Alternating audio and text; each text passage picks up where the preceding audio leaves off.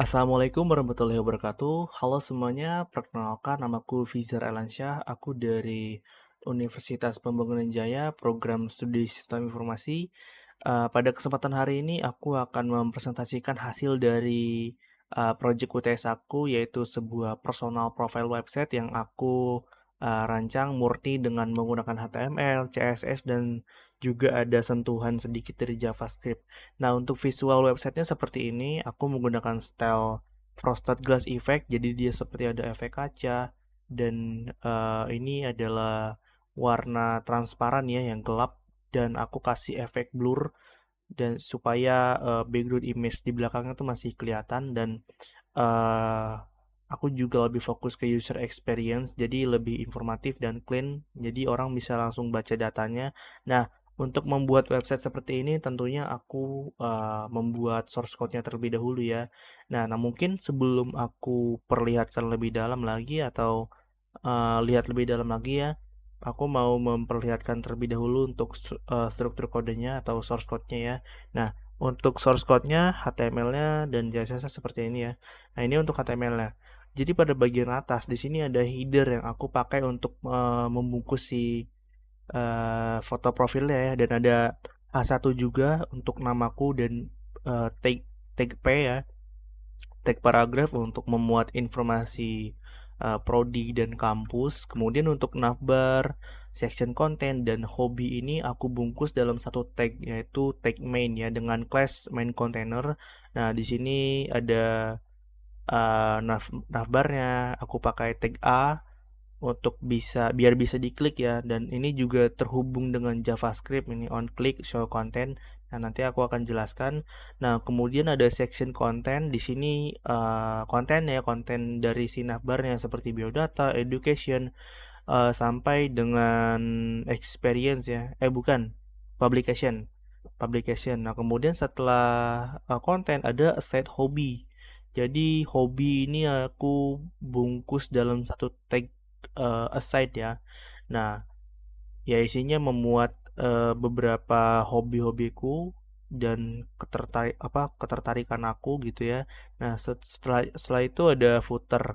Untuk footer di sini aku isi 4 buah link media sosial, kemudian ada copyright dan nama web gitu ya, judul web, dan ada tagline juga. Untuk media sosial sendiri di sini aku menggunakan icon ya, karena supaya visualnya lebih menarik, dan ya orang juga pasti langsung tahu, oh ini Instagramnya gitu, oh ini WhatsAppnya, YouTube-nya, LinkedIn-nya seperti itu. Nah, kemudian pada bagian terakhir di sini ada script-nya. Ini yang terhubung dengan navbar di atas tadi ya. Jadi sistemnya di sini dia akan menjalankan web pada saat run pertama kali. Secara default dia akan menampilkan si biodatanya ini ya, biodatanya. Jadi runnable-nya ada di situ.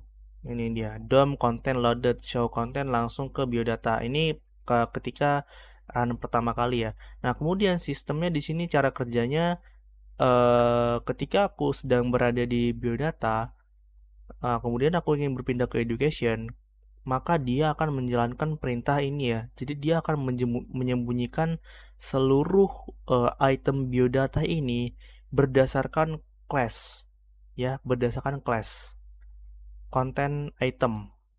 Jadi setiap konten dari navbar itu sendiri aku kasih class namanya content item, sehingga ketika aku klik ini education misalkan, nah perintah ini, function ini yang akan berjalan duluan ya, dia akan menyembunyikan terlebih dahulu, kemudian setelah itu dia akan memunculkan kembali konten yang aku pilih itu ya, yang education, berdasarkan ID, jadi dia akan dimunculkan kembali gitu ya. Jadi dia sistemnya eh, sembunyikan dulu konten sebelumnya berdasarkan class, kemudian nampilin konten baru berdasarkan ID seperti itu.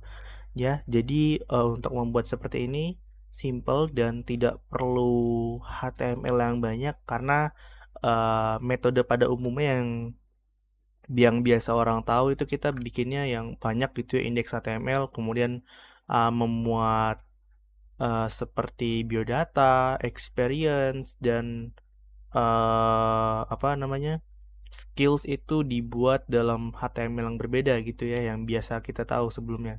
Nah, kemudian untuk membuat website seperti ini tentunya tidak akan cukup perfect ya tanpa file pendukung yang lainnya yaitu CSS-nya. Nah, di sini pengaturan dasarnya itu aku di bagian body ya untuk keseluruhan ini yang belakangnya ini aku pakai background image yang ini ya guys ya.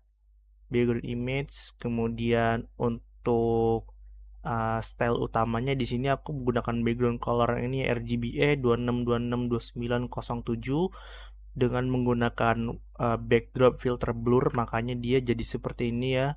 Dan aku kasih border radius dan ada box shadows juga supaya dia ada kayak efek terang dikitnya gitu ya. Nah, kemudian ada fitur penting yang lainnya. Oke, sebelum ke fitur utamanya di sini aku akan jelasin dulu ya untuk bagian si header. Jadi di sini dia ukurannya ini ya 100% ya. Jadi dari kiri ke kanan itu 100%, kemudian pada bagian si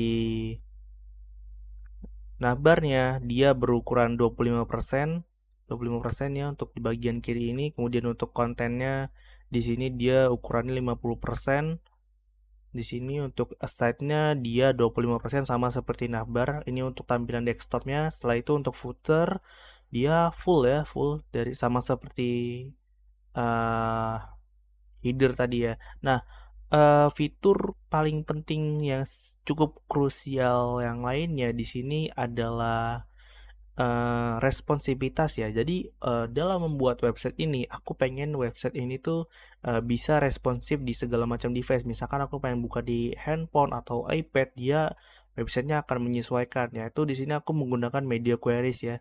Jadi di sini aku menyesuaikan untuk tampilan handphonenya seperti apa, iPad seperti apa, iPad landscape seperti apa, portrait kayak gimana, begitu begitu juga dengan tampilan smartphone. Oke. Nah, kemudian di sini aku akan langsung aja mendemokan si websitenya ya. Untuk cara kerjanya seperti yang aku jelaskan tadi, dia akan menyembunyikan item biodata, kemudian akan menampilkan education seperti itu dan seterusnya. Nah, kemudian ini untuk link-linknya ini bisa diklik juga ya. Misalkan Instagram, dia akan muncul IG aku dengan target blank ya. Jadi dia akan new tab gitu. Nah, untuk langsung aja aku langsung liatin untuk responsivitasnya. Nah, ini dia. Aku inspect. Oke, sorry sebelumnya aku di sini aku jelaskan dulu ya. Jadi caranya itu inspect, klik kiri ya, klik kanan, terus inspect. Kemudian di sini ada dimension. Nah, kita klik. Nah, ini untuk tampilan HP-nya. Nah, untuk tampilan smartphone kurang lebih seperti ini.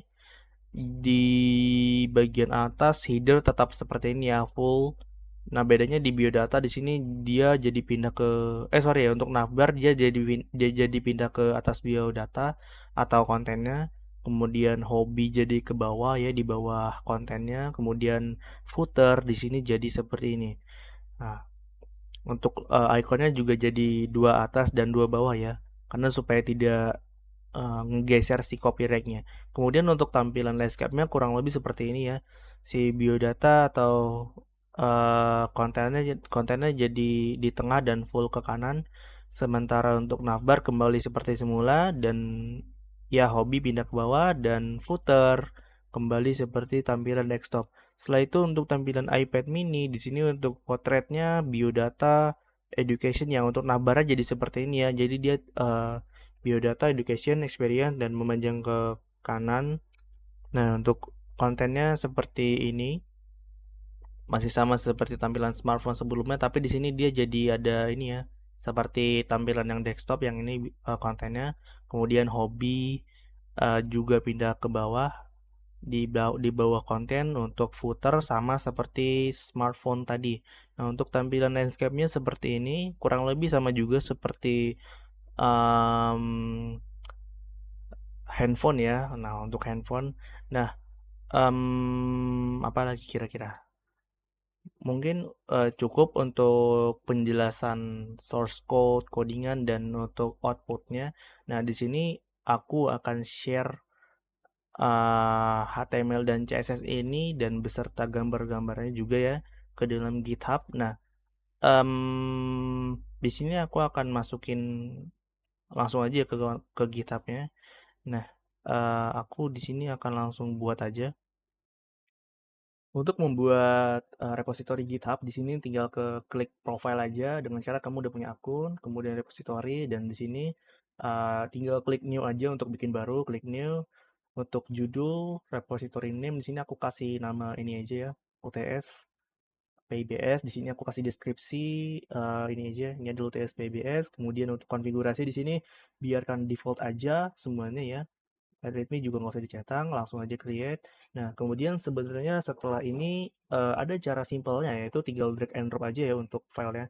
Nah, tapi di sini aku akan kasih lihat cara yang lain yaitu melalui terminal di VS Code-nya langsung. Nah, di sini aku akan langsung ke sini aja. Nah, caranya pertama di sini kita di bagian atas ini ada terminal, tinggal pencet aja terminal, new terminal. Kemudian di sini ketikkan perintah git init, kemudian git remote add origin, kemudian di sini di quick setup ada link yang bisa kalian copy ya, teman-teman copy ya, tinggal di copy aja, kemudian di copy paste di sini, enter. Nah, setelah sudah di enter untuk linknya, di sini ketikkan perintah git branch min main. Oke, kalau sudah di enter lagi, kemudian ketikkan lagi perintah git add spasi titik ya. Kemudian enter lagi. Setelah itu kita commit git commit min m. Kemudian aku kasih tag di sini uh, first commit misalkan ya, commit. Kemudian enter.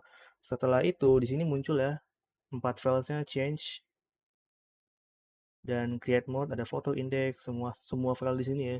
Kemudian setelah itu tinggal di push. Oh sorry,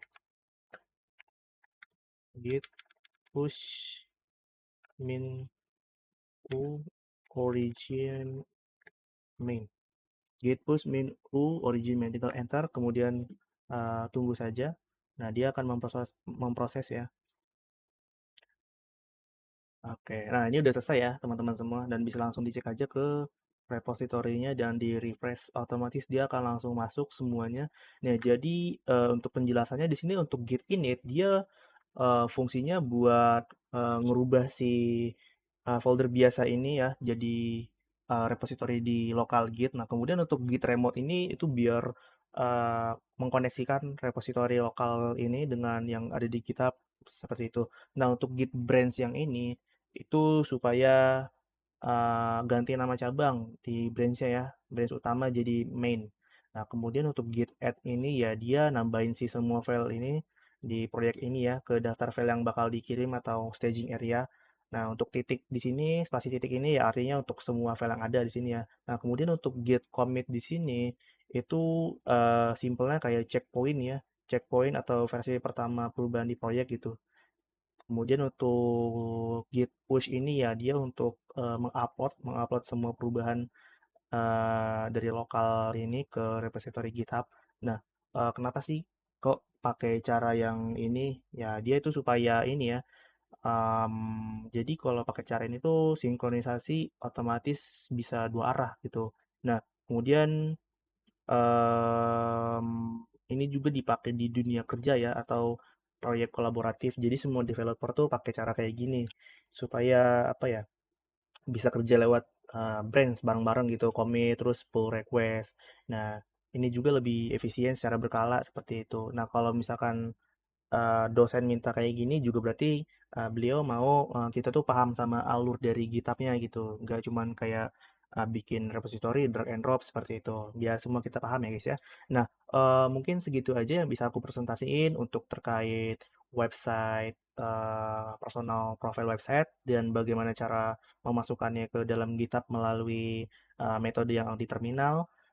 Kurang lebihnya mohon maaf. Wassalamualaikum warahmatullahi wabarakatuh.